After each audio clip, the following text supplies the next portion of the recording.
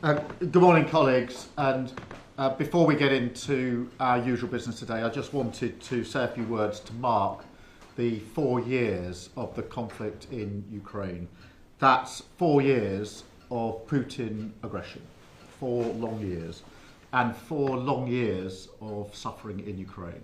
And you will have your own images and memories of that suffering. I've got 3 etched in my mind. The first is in the early days when I went to Kyiv after the conflict broke out. I went to Bucha, which is just outside Kyiv, and saw for myself the roads and the ditches in which Ukrainian civilians were handcuffed with their hands behind their back, blindfolded and shot in the head, and the bodies left in the road. I'd seen the images on film, but I went to see for myself the actual place and talked to the communities there. It was their families, it was their brothers and sisters, it was their communities, and they were left, as they described to me, to pick up the bodies, put them in shopping trolleys and take them to the local church where they put them in a mass grave.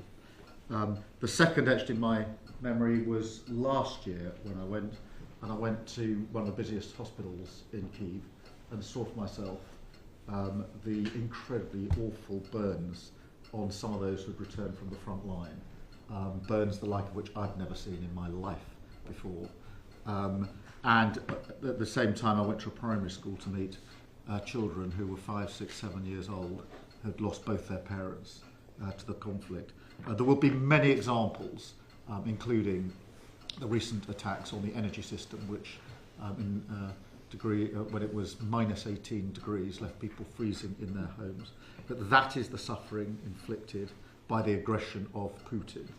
My message to you, the Cabinet, and to the country today, as we mark this 4 years, is that we stand with Ukraine for as long as it takes. I wanted also to pay tribute to the incredible resilience of the Ukrainians, and it is incredible resilience. When this conflict broke out 4 years ago, it was assumed it would be a matter of weeks before Putin took the whole of Ukraine.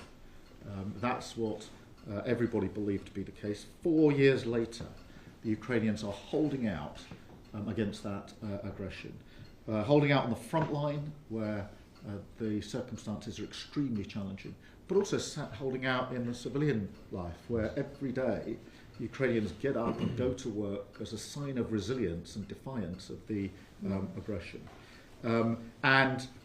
We must defeat the falsehood that Russia is winning, because if you take the last year alone, Russia took 0.8% of land in Ukraine at a terrible cost to themselves of 500,000 losses.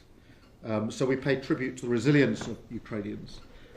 We all want a just and lasting peace, and that is what we're all working so hard for. It must be just and it must be lasting. That's why we set up the Coalition of the Willing a year ago, to do the work that was necessary on security guarantees, and I'm chairing a meeting of the Coalition of the Willing immediately after this Cabinet to try and take that work further forward.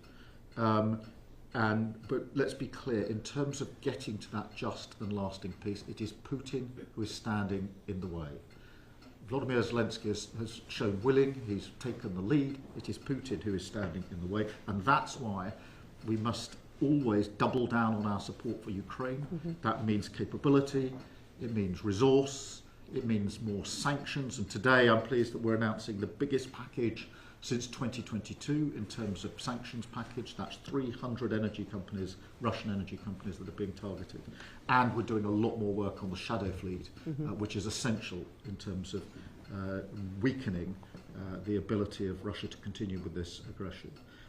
And then finally this, because this is not a remote conflict a long way away from the United Kingdom. It's about us in so many levels. It's about our values of freedom, democracy, and the right of a country to decide for itself what it does, which is democracy and sovereignty. It has already impacted us over and above the work we've done on capability, resource, sanctions, etc., because it has hit every family with the cost of living. Energy prices doubled at the beginning of this conflict. They're still 40% higher than they were before the conflict, and so every family is feeling this. And how and when this conflict ends is going to affect everybody in the United Kingdom. for a very long time, which is why it's so important that we make sure that it's a just and lasting peace. And Ukraine is very much the front line of our freedom, and we need to bear that in mind as we mark this 4 years since the outbreak of this awful conflict.